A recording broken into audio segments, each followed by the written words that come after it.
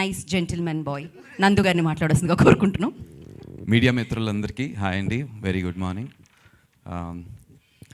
నేను firstly I'd like to Benny అన్న గురించి చెప్దాం అనుకుంటున్నాను. బికాజ్ ఇలాంటి కథ ఒక కొత్త డైరెక్టర్, అంతకుముందు ఎక్స్పీరియన్స్ లేదు, యుఎస్లో సాఫ్ట్వేర్ ఉద్యోగం చేసుకుంటూ ఈ కథ రాసుకున్నాడు. నాకు తెలిసి ఇంకెక్కడ ఎలాంటి బ్యానర్కి వెళ్ళినా కూడా ఇలాంటి కథలు అంత తొందరగా పిచ్ చేయలేరు. పిచ్ చేసినా కూడా అవి పికప్ అవ్వటం అనేది చాలా చాలా కష్టం.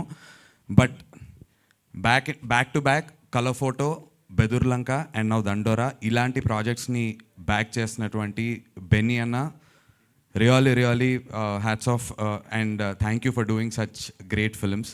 మీలాంటి ప్రొడ్యూసర్స్ ఉంటే ఇలాంటి కొత్త కథలు ముందుకు వస్తుంటాయి. సో మీకు థ్యాంక్ యూ. అండ్ బెన్నీ అన్న లాంటి ప్రొడ్యూసర్స్ ఇంకా వస్తే చాలా బాగుంటుంది.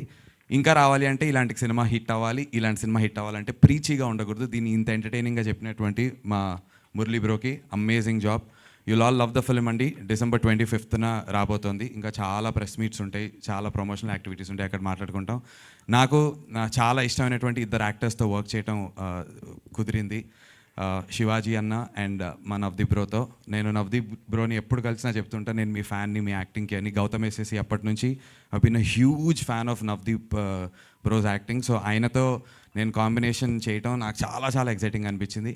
అండ్ దెన్ శివాజీ అన్న అప్పుడే మంగపతి చేసి వచ్చారు.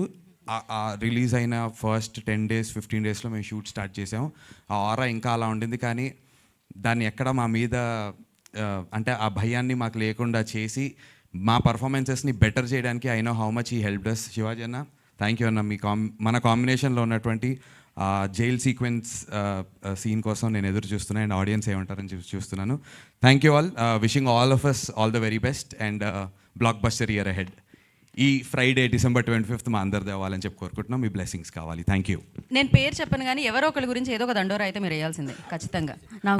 గీతా భగత్ గారు దండోరా వెయ్యాలి అని చెప్తున్నారు. కాబట్టి గీతా భగత్ గారు, మీ ఆవిడ పేరు గీత, నా పేరు గీత.